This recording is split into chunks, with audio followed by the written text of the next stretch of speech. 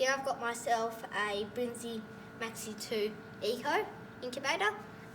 It goes up to 30 smallish hen eggs and I've got 20.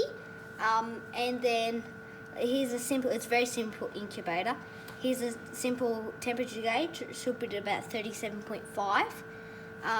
And then over here I've got the water, and that you fill halfway for the first 18 days, and then from 18 days you fill it all the way, so it brings the right humidity during the last couple of hatch days. And it's about 7 degrees outside at the moment, so it's pretty cold in Australia, and then inside it's about 17 lowest, and so he has to keep it in the living room, and that annoys my sisters because it's pretty noisy, but oh well, I like it. I'll show you the eggs.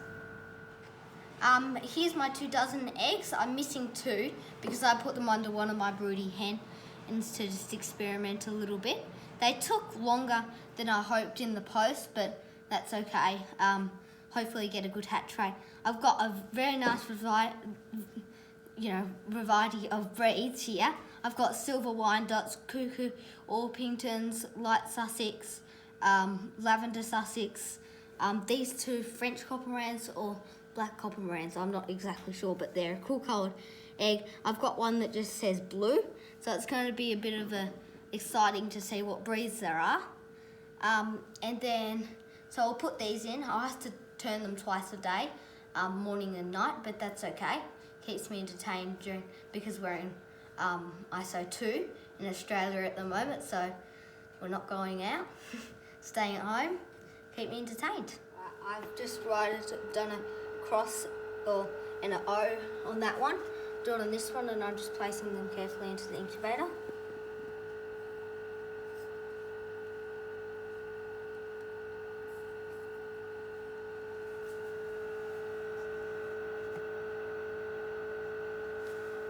There we go, I've got my 24 eggs in. Just put this on.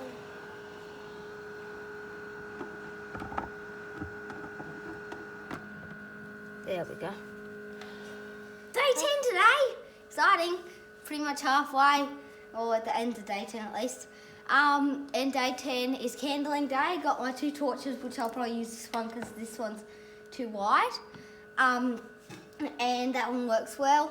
I'm a bit worried to candle the eggs because got to day 10 and the last batch was a fail, so a bit worried, but it's okay to candle them. It's actually good to candle them, otherwise they can burst in your incubator and hurt the other eggs and stuff. When you candle them, you've got to make sure that you've got clean hands with nothing really on them. And also, when you candle them, there's winners, which are the ones that are moving around in the eggs, and there's blood vessels, and they look good. And there's yolkers, which are just dead ones. They were just plain eggs, nothing in them. And then there's quitters, which were good, and then they died on the way. So we'll see how we go. Hopefully get some good ones. Here we go. Got my torch ready to candle. I'm going to turn them as I candle them, so then I don't have to turn them because this doesn't have an automatic turner. Put that off to the side. Get my light on. Turn this one off.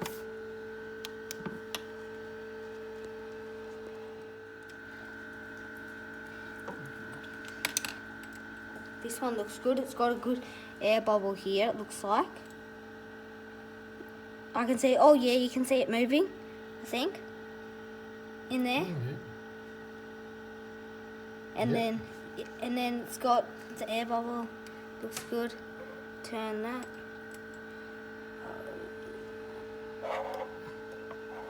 Got a really good winner. I don't know how well you can see that, but it's moving around. You can see the eye and stuff, and lots of blood veins. The air bubble's in a bit of an odd spot, but I don't think that'll be too bad. But it's moving around lots. It looks really good. No quitters or no yolkers yet, so really good. Happy. I don't think this Lavender Sussex is too good. It's got lots of dots kind of in it, and it just doesn't really have much. Like, it's got a bit of an air bubble, I think, here. And it's got a bit of a dark spot, but it just doesn't look like it's got much. So I think this one might be a quitter or a yoker. There's 4 or 5 that don't look so good. This one of them that we're just going to crack open into a bowl. It looks like a quitter. We'll soon find out. I'll show you guys. But pretty exciting. We should get like maybe 15 or something.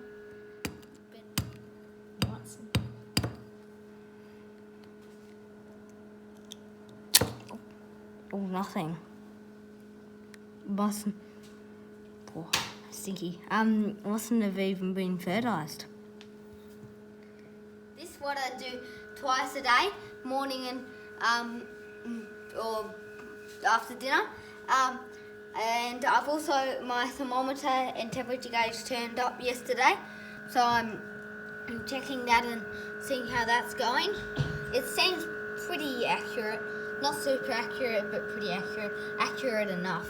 And so we'll go through between the eggs. I've just got an X and an O, so I know to turn them to X and O. So I'll take it off now.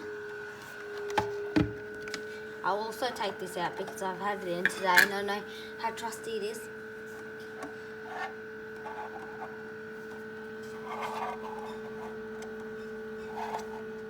This is pretty much them done. There we go. They're all done. Oh, hang on. They don't have to be exactly on the oil of the eggs, but it has to be roughly. There you go. Let that go back up to temperature. That's that done. So I'm in my PJs. Yay! Day 18. No more. All the eggs go into lockdown, so we handled them yesterday, day 17, and we're left with 13. We only got 1 quitter and the rest were just unfertile. And so today we're going to increase the humidity by putting more water in, and we're also going to put the hatch mat down. And so that's why we've got the towel here to take all the eggs out, put them there. And then they go into lockdown, no more turning them or anything, no more opening it. So I'll do that now.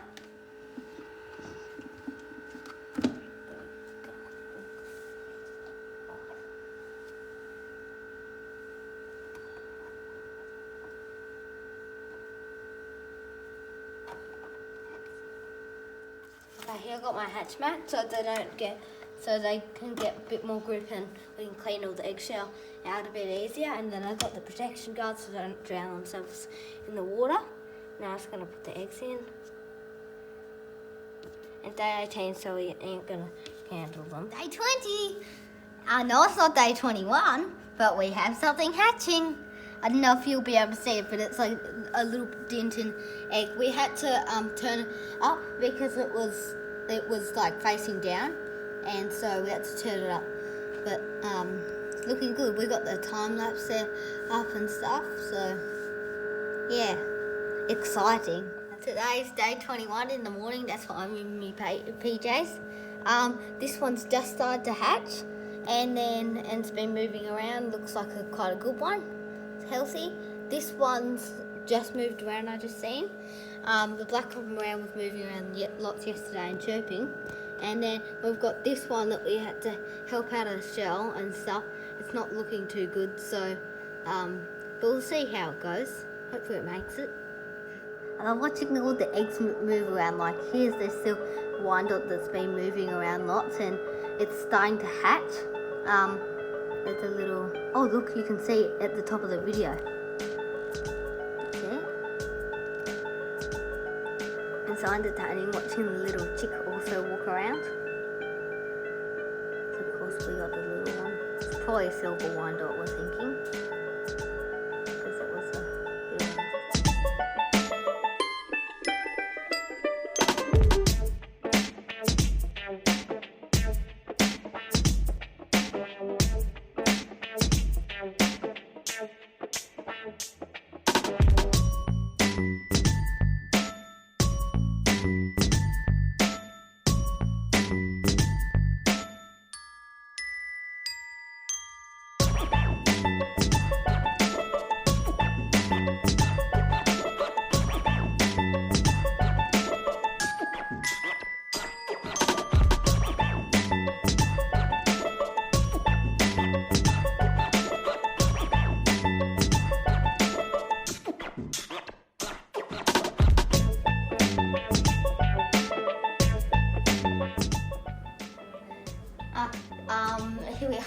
8:22 in the morning.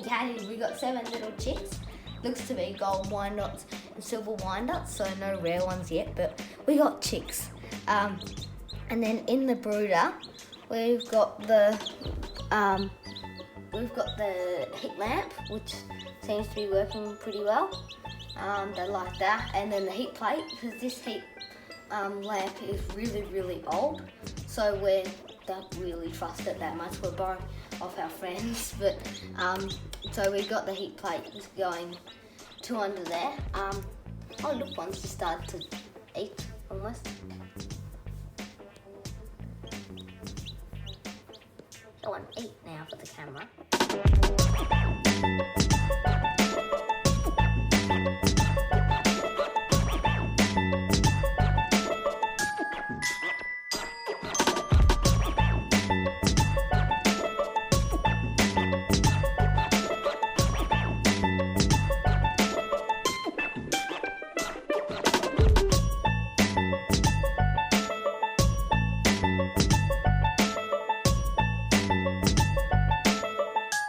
Here we are, we've got 11 out of 13 that were fertile, and so 2 quitters, I think, yeah. And this is Pringles or Blueberry, if anyone's wondering. And so overall, the Brinsea incubator is way, way, way better compared to the No Name of eBay, and so it's definitely worth the money, just saying.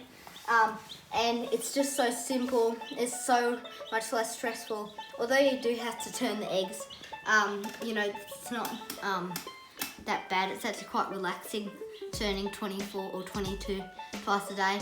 And if it gets you a better hatch rate, I'm all in for it. But the water, you don't have a humidity checker on it, it's just you put amount of water in it, goes right. And the temperature gauge is simple and accurate. So easy to clean. It's just to take 4 screws off to clean the fan, because it got a bit of chick dust on it, and clean some of the other mess that the chicks made in there. But yeah, we're very, very happy with it, and we'll be doing more batches with it hopefully. But yeah, and also we've got the brooder and the heat lamp that we borrowed off for our friends, because this wasn't really that hot enough.